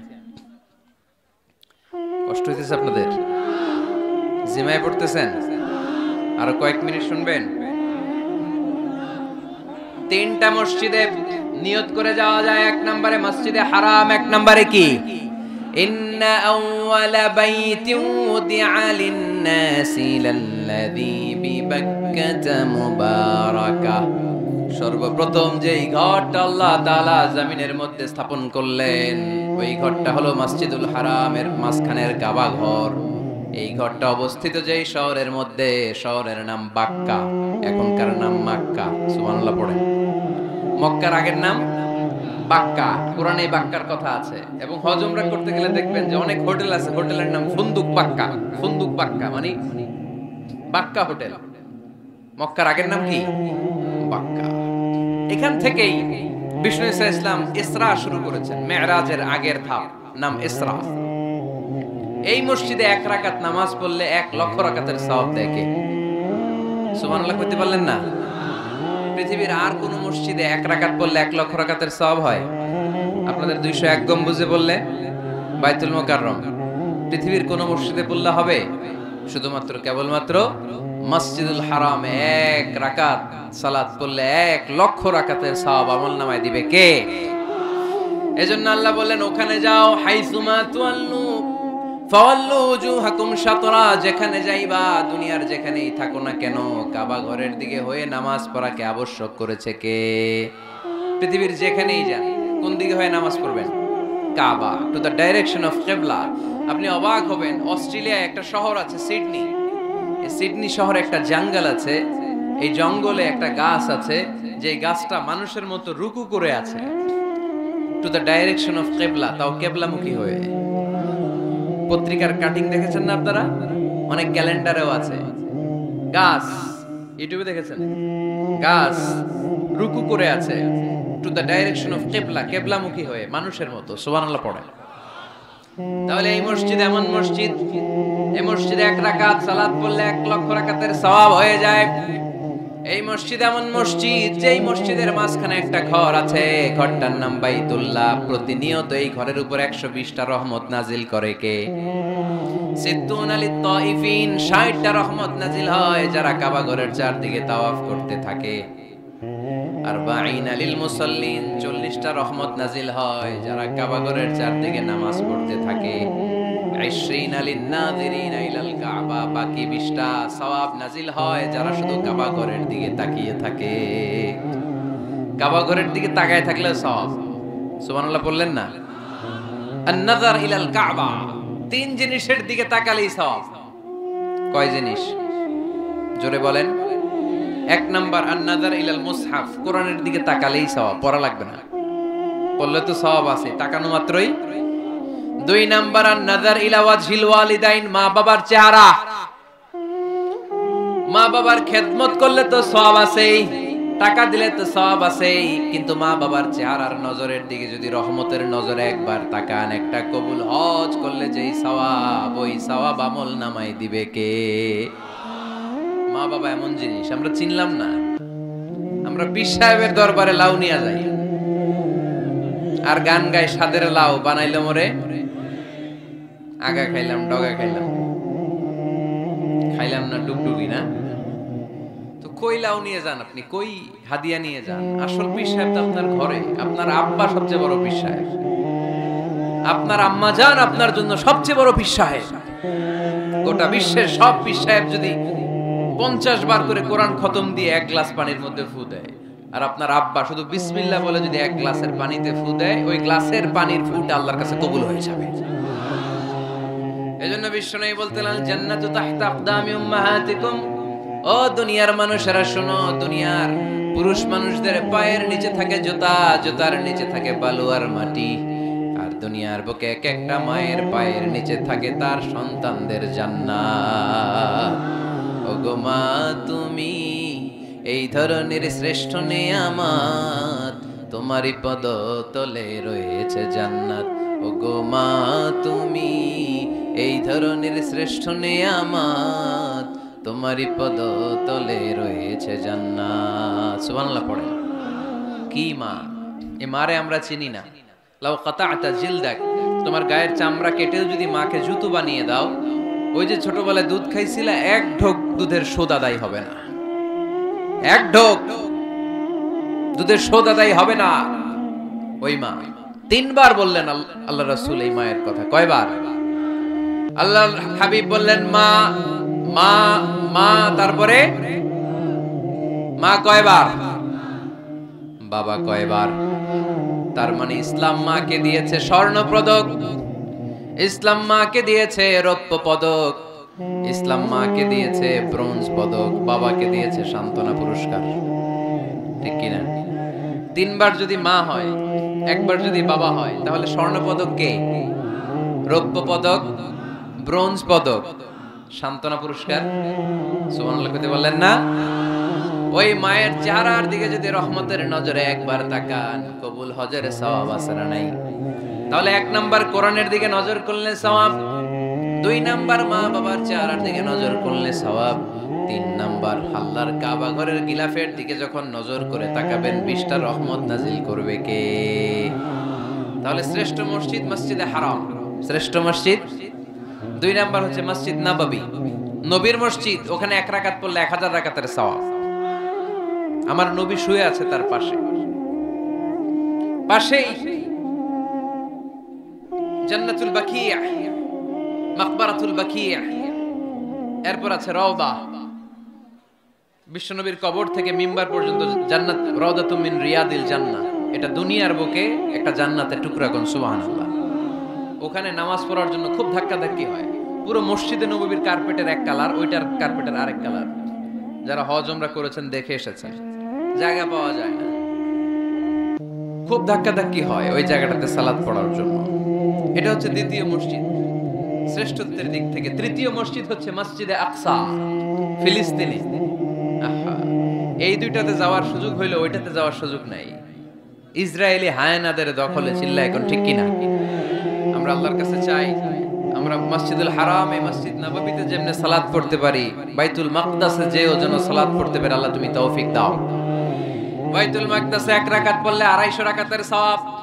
আরেক বর্ণনা এসেছে 500 রাকাতের সওয়াব। এই 3টার পরে দুনিয়ার যত বড় মসজিদ হোক না কেন, সবগুলোর সওয়াব সমান। সুবহানাল্লাহ পড়েন। তাহলে আমরা মসজিদ আবাদ করতে চাই। কি করতে চাই? এই মসজিদ হচ্ছে আমাদের মুসলমানদের সামাজিক ঐক্যের কেন্দ্রবিন্দু। সামাজিক ঐক্যের কেন্দ্রবিন্দু আমাদের মসজিদ। বুঝতে হবে, এটা খ্রিস্টানদের চার্চের মতো, এটা ইহুদিদের সিনাগগের মতো, এটা শিখদের গুরুদুয়ারার মতো গতানুগতিক কোনো ইবাদতগাহ বা উপাসনা কেন্দ্র নয়। এটা আমাদের ঐক্যের ভিত্তি। চিল্লায় বলেন ঠিক কি না? বিশ্বনবী মসজিদে নববী থেকে সব করেছেন। বিশ্বনবীর মসজিদে নববীটাই ছিল ক্যান্টনমেন্ট, সেনাবাহিনীর ক্যান্টনমেন্ট ছিল এটা। বিশ্বনবীর মসজিদে নববী ছিল গণভবন, আমার নবীর মসজিদে ছিল বঙ্গভবন। এইখানেই ছিল সুপ্রিম কোর্ট, হাই কোর্ট। এখানে বসেই বিশ্বনবী যুদ্ধের জন্য সেনা প্রেরণ করতেন। এখানে বসেই বিশ্বনবী বেকারদের কর্মসংস্থান করতেন। এখানে বসেই বিশ্বনবী বিধবা নারীদের জন্য ভাতার ব্যবস্থা করে দিতেন। এই মসজিদের মধ্যে বসেই বিশ্বনবী আহলে সুফার সাহাবীদেরকে হাদিসের শিক্ষা দিতেন। সুবহানাল্লাহ পড়েন। এজন্য মসজিদের নানামুখী ব্যবহার আছে। আমরা শুধু এটা ইবাদতের জন্য রাখছি, কিন্তু বিষ্ণু ঈসা ইসলাম এটাকে নানা কাজে লাগিয়েছেন। আমাদের মসজিদগুলোকে আমরা শুধুমাত্র জিকির আর সালাতের জন্য নির্ধারণ করেছি, কিন্তু বিষ্ণু ঈসা ইসলাম নানামুখী কাজ এই মসজিদের ভেতরে করেছেন। মসজিদে নববী বাচ্চাদের জন্য উন্মুক্ত ছিল, নারীদের জন্য উন্মুক্ত ছিল, হিজরাদের জন্য উন্মুক্ত ছিল। সুবহানাল্লাহ কইতে পারলেন না? হিজরা আছে এলাকায়, টাঙ্গাইলে দেখলে কি করেন? টিটকারি মারেন, হাসেন। আপনাকে মারে? হ্যাঁ, ওরাই মারে। কি টাকা দাবি করে না? এই দোষটা ওদের না, তো দোষটা তো আমাদের। ওদেরকে তৃতীয় লিঙ্গী হিসেবে স্বীকৃতি দিয়েও ওদের সব ধরনের সুযোগ সুবিধা গভর্নমেন্ট হয়তো এখনো দিয়ে সারতে পারে নাই। এটা গভর্নমেন্টের দায়িত্ব। এই বিশাল জনগোষ্ঠীকে গভর্নমেন্ট কি করবে? 2008 সালে ভোটাধিকার দেওয়া হয়েছিল, তারপরেও কোথাও এদের জন্য নাম নাই। একটা বাচ্চা যদি হিজরা হয়ে জন্মায়, মা বাবা তার পরিচয় কারো কাছে দিতে চায় না, লজ্জায়। এর স্কুলে ভর্তি করাইলে স্কুলের ফর্মে আছে ছেলে বা মেয়ে, এটার কোন জায়গায় দিব? ছেলেতে না মেয়েতে? আহা, এজন্য এরাও সমাজে বিচ্ছিন্ন, আলাদা। এরা খুঁজতে থাকে, দেখি আমার মতো কে আছে। তখন এরা হিজরা পাড়ায় চলে যায়, যে একসাথে থাকে, একজনের নেতৃত্বে বরের গাড়ি আটকায়, আর কয় 5000 টাকা দেয়, নাইলে তোর খবর আছে। আছে না নাই? নতুন বাচ্চা হইলে কাঁথা শুকাইতে দেখলে ওরা যে হামলা করে, বাচ্চারা নিয়ে খেলাধুলা শুরু করে। তো ওদেরকে তো আমরা কর্মসংস্থানের ব্যবস্থা করি নাই তো আমরা। পৃথিবীর বিভিন্ন দেশে সুপার শপে দেখবেন হিজরা। এটা খুবই ন্যাচারাল। আমারও একটা সন্তান হিজরা হইতে পারে না? আপনার একটা সন্তান, ছেলে মেয়ে কোনোটা না হইয়া হিজরা হইতে পারে না? আমি যে ছেলে হইছি কার ইচ্ছায়? আমার বোন যে মেয়ে হইছে কার ইচ্ছায়? হিজরা রাজে হিজরা হয়ে দুনিয়ায় আসলো, এটাও কার ইচ্ছায়? আসল ইচ্ছাটা কার? কর্মসংস্থানের ব্যবস্থা করে দেন। হিজরাদেরকে দেখতে যেহেতু মানুষ ডরায়, এদেরকে আপনি রাস্তাঘাটের জ্যাম ঠিক করার দায়িত্ব দিয়ে দেন, কেউ আর উল্টা পথে যাবে না, ঠিক কি না? পুলিশের দায়িত্ব দিয়ে দেন, রাস্তাঘাটে এরা দাঁড়াইলে লাঠিও লাগবে না মানুষ, ঠিক কি না? তো এগুলো তো কাজে লাগাইতে হবে। জনসংখ্যাকে যদি জনশক্তিতে আমরা রূপান্তরিত করতে না পারি, তাহলে বিপদ আছে না নাই? বলছিলাম আমার নবীর মসজিদ এটা যেন মসজিদ না, মুসলমানদের মসজিদ খ্রিস্টানদের গির্জার মতো না, হিন্দুদের মন্দিরের মতো না, ইহুদিদের সিনাগগের মতো না, শিখদের গুরুদ্বারার মতো না। মুসলমানদের মসজিদ এটা মুসলমানদের সামাজিক ঐক্যের প্রাণ কেন্দ্র, ঠিক কি না?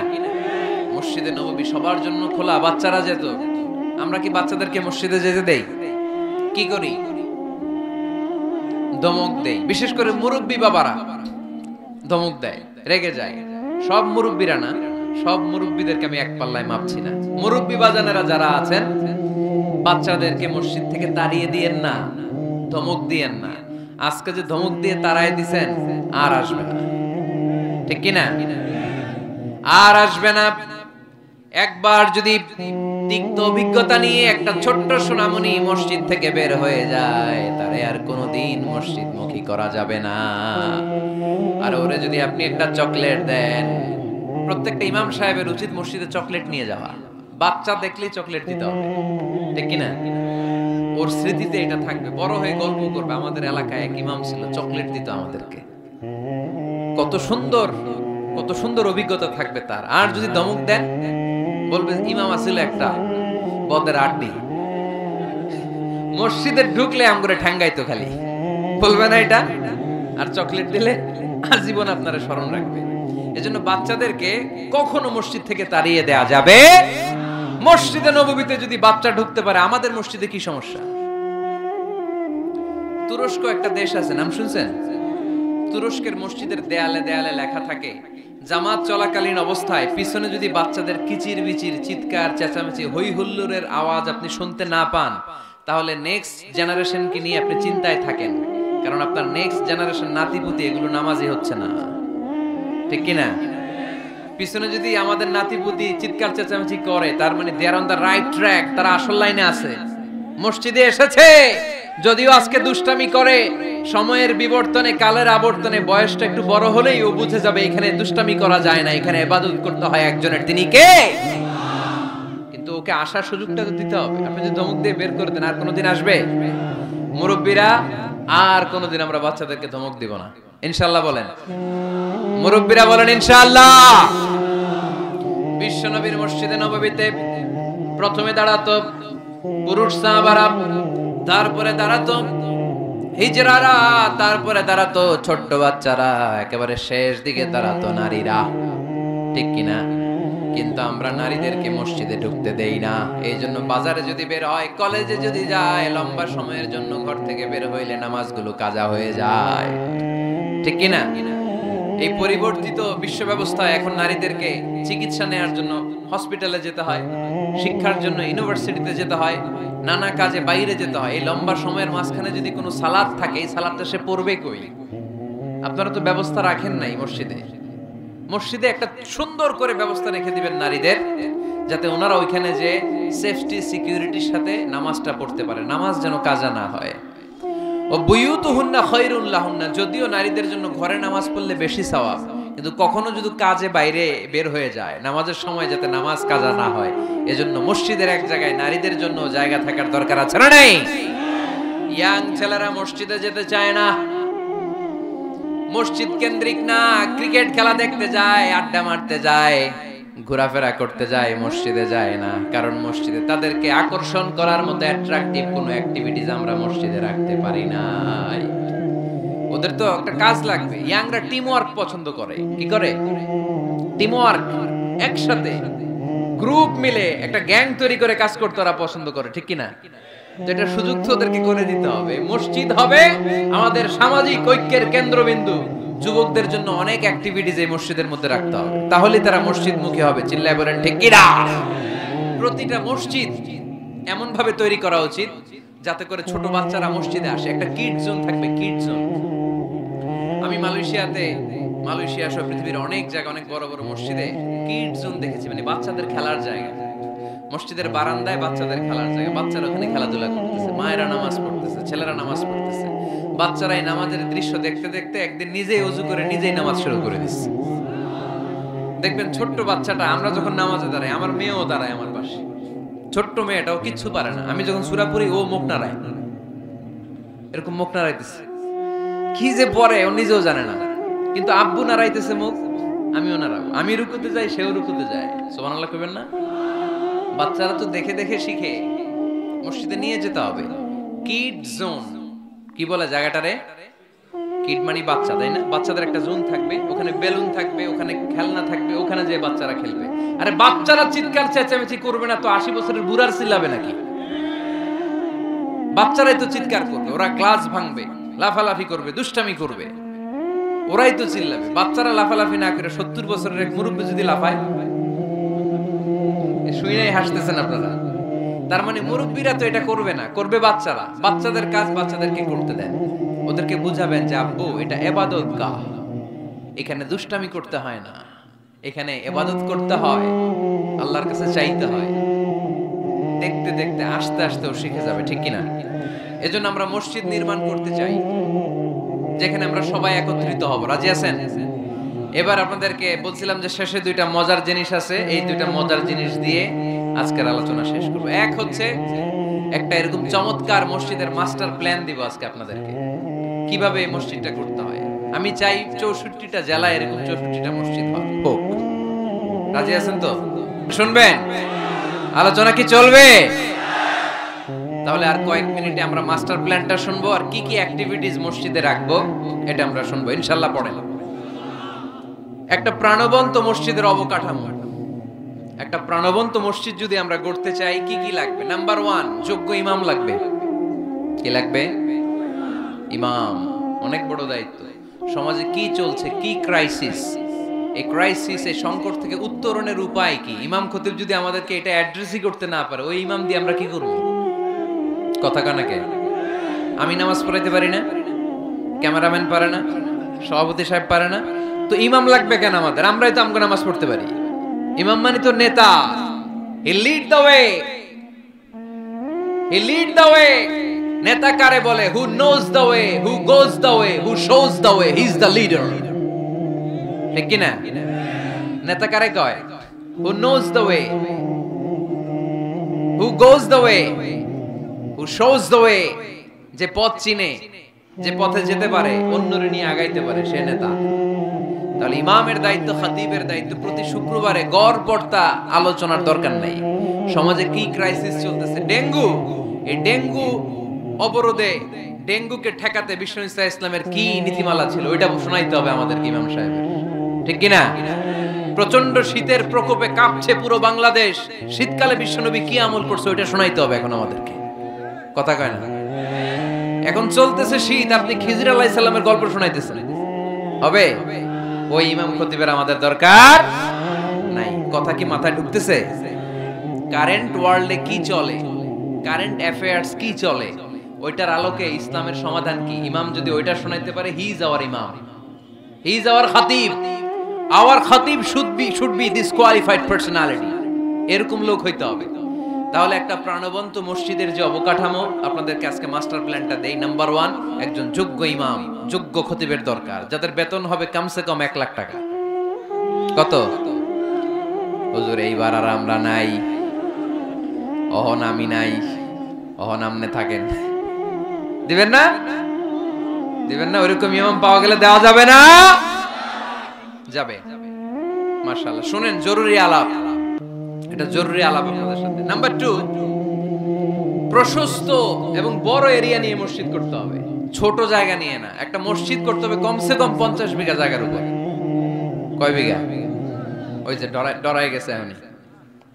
50 বিঘা একটা জায়গা হইলো, এরকম জায়গা দেওয়ার মানুষ অনেক আছে। ওনারা এরকম সুন্দর মাস্টার প্ল্যান দিতে হইলে আজকের এটার পরে যে কত ফোন কল আমার কাছে আসবে যে হুজুর আমি 50 কোটি টাকা নিয়ে রেডি, আপনি এসে উদ্বোধন করে দিয়ে যাবেন মসজিদ। শুনবেন আপনারা কয়দিন পরে, আজকের এই আলোচনার পর ইনশাআল্লাহ। পড়েন, অনেক বড় প্রশস্ত এরিয়া নিয়ে আপনার মসজিদ করতে হবে। ঢাকার মসজিদগুলো দেখছেন চিপা গলি, এটা যে মসজিদ বোঝাই যায় না। আরে মসজিদের শান শৌকত আর ইমেজ দেখে বিধর্মী ভাইয়েরা মুসলমান হওয়ার জন্য পাগল হয়ে যাবে, মসজিদে ঢুকার জন্য পাগল হয়ে যাবে। কি সুন্দর মসজিদ তোমাদের, কত চমৎকার, ফ্যান্টাস্টিক, মার্ভেলাস মসজিদ তোমাদের। দেখতে যাব আমরা, দেখতে যায়ও।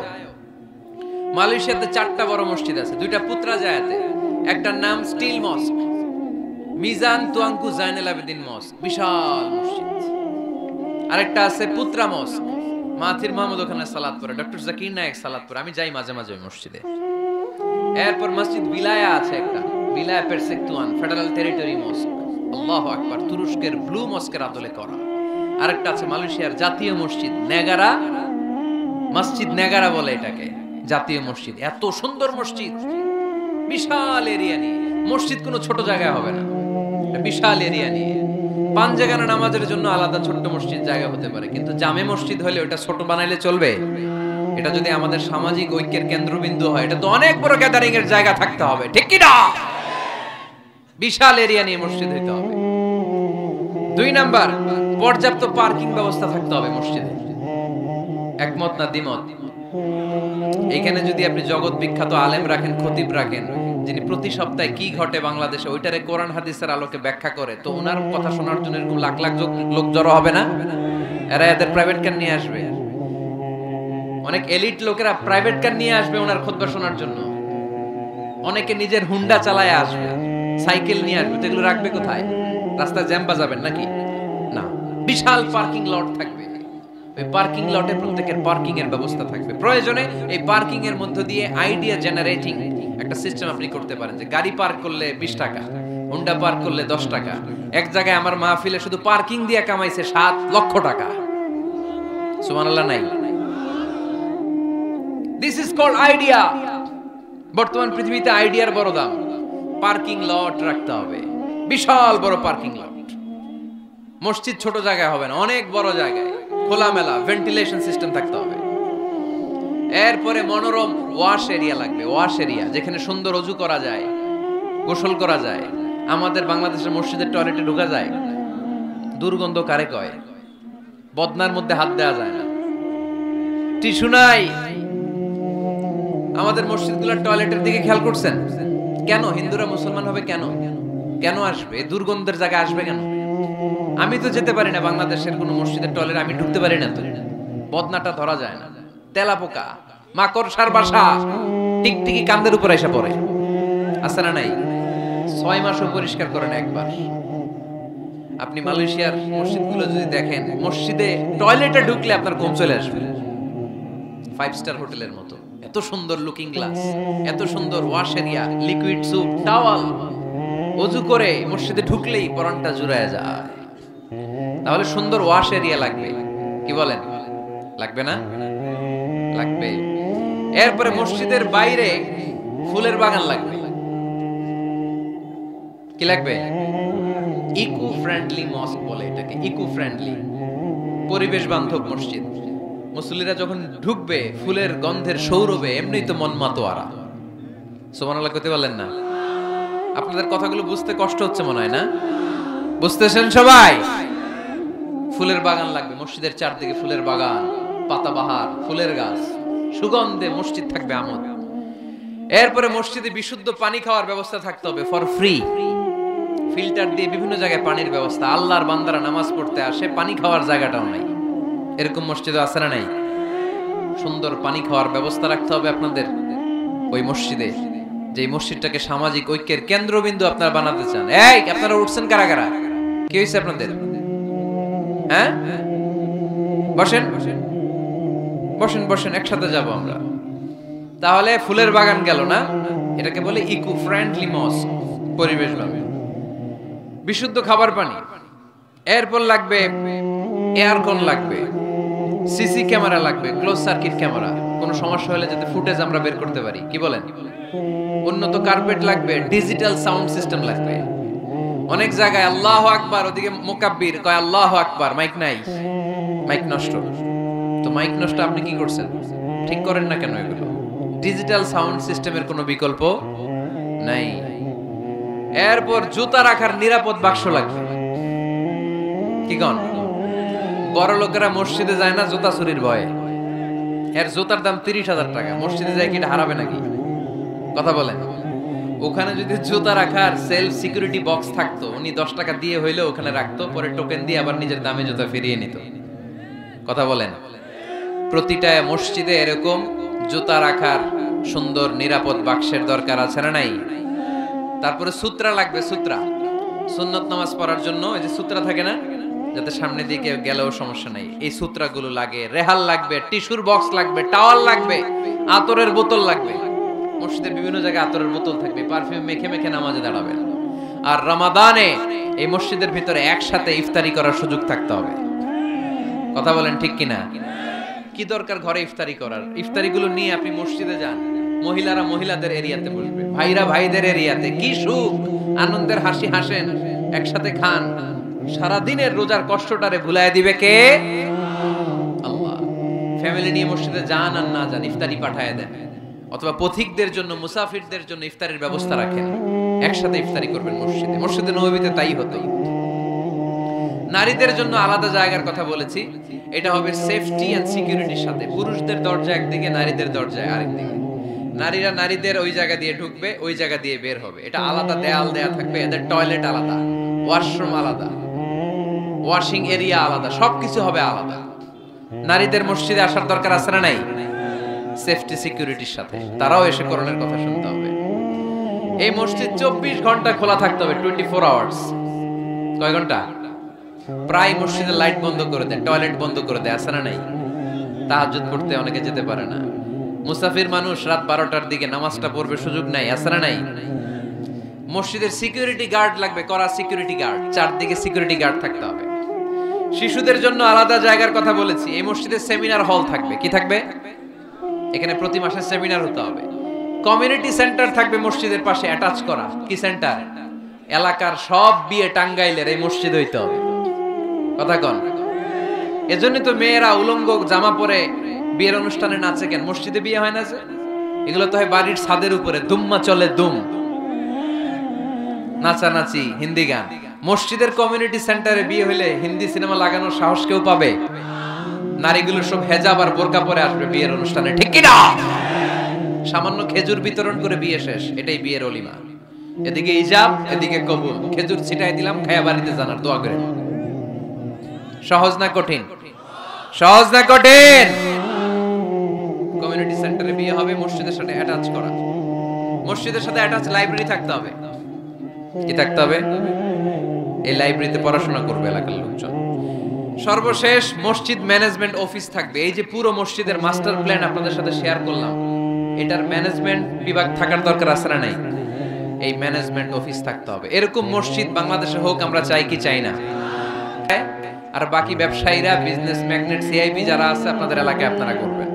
যে কোনো সিআইপি, ভিআইপি, এমপি, মন্ত্রী আমার সাথে যোগাযোগ করতে পারেন। আমি আপনাদেরকে ইন ডিটেইলড এই মাস্টার প্ল্যান দেব। আপনার জেলায় জেলায় মসজিদ করলে প্রয়োজনে আমি নিজে যে উদ্বোধন করে দিয়ে আসবো। কিন্তু এরকম মডেল মস্ক, আল ওয়াসাতিয়া মডেল মস্ক প্রতিটি জেলায় জেলায় বাংলাদেশে থাকার দরকার আছে না নাই? শুধু নামাজের জায়গা বানায় রাখছি আমরা। কত কিছু করা যায়, কত নানামুখী কার্যক্রম আছে মসজিদের। এই মসজিদে তালিমুল কোরআনের প্রজেক্ট থাকবে, কোরআন শিক্ষার আসর, শিশুদের, মহিলাদের, বয়স্কদের দরকার আছে না নাই? আজীবন নামাজ পড়ি নাই, বুঝি নাই, ওয়াজগুলো শুনে এখন নতুন করে অনেকের হুঁশ ফিরতেছে, হুজুর কি করব, বয়স তো 50, নামাজের নিয়ম জানি না, কোরআন পড়তে পারি না। তাদের জন্য, বয়স্কদের জন্য কোরআন শিক্ষার আসর, শিশুদের জন্য কোরআন শিক্ষার আসর, তাহফিজুল কোরআন প্রজেক্ট থাকবে মসজিদে। তাহফিজুল কোরআন project full time, part time, 30 পারার হাফেজ, 5 পারার হাফেজ, 7 পারার হাফেজ, সমস্যা নাই। আমাদের দেশে মনে করে এক বাবার 5 ছেলে, একটারে হেফজখানায় দিছে, তুই 30 পারাই করবি, আর বাকি 4 পোলা ওগর ইংলিশ মিডিয়ামে দিছে, তোকে কোনো দায় দায়িত্ব নাই, তোরা খালি দুম্মা চলে দুম। আছে না নাই? এটা একটা ভুয়া আইডিয়া। একজনে 30 পারা মুখস্থ করবে, বাকি ছেলেগুলা করবে না। না, এটা না, যে যতটুকু পারে। আরব দেশে, মিশরে আমি পড়াশোনা করেছি 5 বছর। আমি মিশরের ড্রাইভারদের সাথে দেখলে জিজ্ঞেস করতাম, হাবিবি আমেলে হাফিজতে কাম গুজ মিনাল কোরআন, কোরআনের কয় পারা মুখস্থ পারো? বলে মালিশ বা আশরাতা আকজা বাস।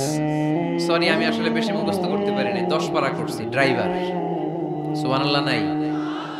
মিশরের এমন কোন লোক নাই যারা 5 পারা 10 পারা কোরআনের হাফেজ না। তার মানে কোরআনের হাফেজ পার্ট টাইমও হওয়া যায়। ইংলিশ মিডিয়ামে পড়বে আপনার ছেলে, বিকেল বেলা পার্ট টাইম তাহফিজে এসে ও কোরআন হেফজ করবে। এরকম ছেলের দরকার আছে না নাই? ইংলিশেও কথা বলবে, কোরআনের ব্যাখ্যাও করে দিবে। চিল্লায় বলো ঠিক কি না? তালিমুল কোরআন প্রজেক্ট, তাহফিজুল কোরআন প্রজেক্ট। সাপ্তাহিক প্রশ্নোত্তর পর্ব থাকবে আপনাদের এই মডেল মস্কে। জীবন ঘনিষ্ঠ কত প্রশ্ন বোনদের থাকে আমাদের কাছে করে, এই প্রতিটা জেলার মসজিদ থেকে এগুলোর ফতোয়া দেয়া হবে, ঠিক কি না? মাসিক ধারাবাহিক তাফসির প্রোগ্রাম চলবে মসজিদে। তাফসির প্রোগ্রামে আজকে কি বইলা গেছি সারা বছর আর খেয়াল থাকে না, কিন্তু প্রতি মাসে যদি এই জামে মসজিদে বিশ্বভিত্তিক তাফসির হয়, তাহলে ফিডব্যাক নেওয়ার সুযোগ আছে না নাই? কথা কি বুঝতে পারতেছেন আপনারা? মসজিদের উদ্যোগে যুবকদের জন্য অনেক অ্যাক্টিভিটিস দরকার। নাম্বার 1, খেলাধুলা। মসজিদের পাশেই প্লেগ্রাউন্ডে খেলাধুলার আয়োজন করতে হবে। কথা কি শুনতেছেন? আল্লাহর হাবিব নিজে মসজিদে নববীর পাশে খেলাধুলার আয়োজন করেছেন। সুবহানাল্লাহ নাই? সহিহ বুখারীর হাদিস, ঈদের দিন মসজিদে নববীর পাশে বনু আরফিদা গোত্রের লোকেরা তীর দিয়ে খেলা শুরু করলো। বিশ্বনবী দেখতে আরম্ভ করলো। আম্মাজান আয়েশা বায়না ধরলেন, আমিও দেখবো। বিষ্ণু ইসা ইসলাম আম্মাজানকে কাঁধে তুলে পর্দা সরাইয়া দেখাইতে লাগলেন। আর খেলা দেখতে দেখতে বিষ্ণু ইসা ইসলাম নিজেই আনন্দিত হয়ে গেলেন। আমরা অনেক সময় হয় না, গোল দেওয়ার আগে আমরাই নড়ে চড়ে উঠি, এইভাবে গোল করে উঠি, এইভাবে গোল গোল গোল গোল গোল লাফায় না এরকম? আল্লাহ রাসূল সাল্লাল্লাহু আলাইহি সাল্লাম খেলা দেখতে দেখতে নিজেই উত্তেজিত হয়ে গেলেন এবং যারা খেলছিল তাদেরকে বললেন, এই বানি আরফিদা, এইভাবে মারো, তীর এইভাবে ধরো। সুবহানাল্লাহ পড়েন। তো মসজিদের পাশে যদি খেলার ব্যবস্থা থাকে, বিকেল বেলা খেলার পরে ওরা কি মসজিদে ঢুকবে না? অ্যাক্টিভিটিস নাই, এজন্য খেলার পরে চলে যায়, দুম্মা চলে দুম। মসজিদের সাথে সম্পর্ক নাই। যুবকদের জন্য 2 নাম্বার প্রজেক্ট, মসজিদ থেকে শিক্ষা সফর হবে, স্টাডি ট্যুর। কি হবে? কুল সিরু ফিল আরদ ফানদুরু কাইফা কানা আকিবাতুল মুকাদ্দিবিন। এই মসজিদের উদ্যোগে আপনাদের এই টাঙ্গাইলের ভাওয়াল এলাকা আছে না, কি সুন্দর সুন্দর কত কিছু দেখার সুযোগ আছে, ওখানে যাবেন, কক্সবাজার নিয়ে যাবেন। এটা মসজিদের উদ্যোগে প্রজেক্ট নিতে হবে। Number 3, leadership campaign. কি করে নেতৃত্ব তৈরি করতে হয়। আজকের শিশু আগামী দিনের ভবিষ্যৎ, আজকের যুবকরাই আগামীর বাংলাদেশ, ঠিক কিনা? কি করে লিডারশিপ কোয়ালিটি গ্রো করতে হয় এই ক্যাম্পেইনে শেখানো হবে। সর্বশেষ যুবকদের জন্য যে ইভেন্ট থাকবে এই মসজিদে, ইতিকাফ ইভেন্ট। কি ইভেন্ট? আপনাদের এলাকায় যুবকরা ইতিকাফে বসে? কারা বসে? মুরব্বীরা। তাও অনেক জায়গায় মুরব্বিও খুঁজে পাওয়া যায় না, তো ওনারে টাকা দিয়ে ভাড়া কইরা এতেকাফে আনতে হয়। নাউজুবিল্লাহ পড়বেন না? এতেকাফের মতো এত বড় গুরুত্বপূর্ণ ইভেন্ট, এটা মুরব্বিরা করে, তাও টাকা দিয়ে ভাড়া করে আনতে হয়। আল্লাহু আকবার। মালয়েশিয়াতে সব যুবকরা এতেকাফ করে, মিশরে সব যুবকরা এতেকাফ করে। আরে এতেকাফ মুরব্বিদের ইভেন্ট নয়, এটা তাগড়া জোয়ান যুবক ছেলেদের ইভেন্ট। চিল্লায় বলো ঠিক কি না? ওইরকম অ্যাক্টিভিটিস মসজিদে থাকলে ইয়াংরা ঢলে ঢলে এতেকাফ করবে। আসতে হবে ইয়াংদেরকে এখানে। মুরব্বিদের মাজায় ব্যথা, কাশি দিলে বুকে ব্যথা, ডায়াবেটিস, আলসার, ওনারা কিসের এতেকাফ করবে? এরা তো ঘরে বসে নামাজ যদ্দুর পড়তে পারে, এটাতেই ডবল সওয়াব, ঠিক কি না? এতেকাফ মুরব্বিদের ইবাদত নয়, এতেকাফ যুবকদের ইবাদত। আমরা এই অ্যাক্টিভিটিস মসজিদে দিতে পারি নাই, ফলে যুবকরা আসে না। যাকাত দেয়া, কুরবানির গোশত বিতরণ, জরুরি ত্রাণ তহবিল, মেডিকেল ক্যাম্প, বিবাহ প্রকল্প, যারা মেয়েদেরকে বিয়ে দিতে পারে না, পথ শিশু প্রকল্প, খাদ্য প্রকল্প, এগুলো থাকবে মসজিদে। এই মসজিদ কেন্দ্রিক প্রতিযোগিতা হবে, সিরাত কম্পিটিশন, নাশিদ কম্পিটিশন, কবিতা আবৃত্তির কম্পিটিশন। করা যাবে না? মসজিদে নববীতে বিষ্ণু ইসলাম হাসান বিন সাবিত নামে এক কবি সাহাবীর জন্য আলাদা একটা মিম্বার করে দিয়েছিলেন। আজও এই মিম্বারটা আছে, এটা হাসান বিন সাবিতের মিম্বার। নবী বসতেন ওই মিম্বারে, হাসান বিন সাবিত এই মিম্বারে। তিনি বিশ্বনবীর পক্ষে কবিতা গেয়ে গেয়ে সাহাবীদেরকে উদ্বুদ্ধ করতেন। কবিতার প্রতিযোগিতা করতে হবে মসজিদে, নাশিদ কম্পিটিশন করতে হবে, কেরাত কম্পিটিশন, সিরাত কম্পিটিশন। আমাদের ছোট্ট সোনামণিরা আমার প্রিয় নবীকে চিনে না, ওদেরকে প্রিয় নবীকে চিনতে দেয়া হয় না। তারা এই সিরাত কম্পিটিশনে আমার নবীকে জেনে জেনে নবীর নামে প্রতিযোগিতা করবে। আওয়াজ করে বলেন ঠিক কি না? এই মসজিদের আন্ডারে একটা প্রকাশনা সেন্টার থাকতে হবে, সব ধরনের বইপত্র এই মসজিদ থেকে বের হবে, বাৎসরিক মাহফিল হবে, সম্মেলন। আর এই মসজিদকে ঘিরে ইসলামিক ক্যাডেট মাদ্রাসা তৈরি হবে। এই যে মাস্টার প্ল্যান আর অ্যাক্টিভিটিস আপনাদেরকে বললাম, এগুলো হচ্ছে একটা প্রাণবন্ত মসজিদের অবকাঠামো। এরকম মসজিদ যদি হয়, আমাদের শিশুরা, আমাদের যুবকরা কি মসজিদে যাবে না? আমি এরকম মসজিদ করে বাংলাদেশকে দেখায় দিব ইনশাআল্লাহ। আর যারা করতে চান আমার সাথে যোগাযোগ করবেন, আমরা যেন মসজিদ আবাদকারী হতে পারে। আল্লাহ তুমি তৌফিক দান করো।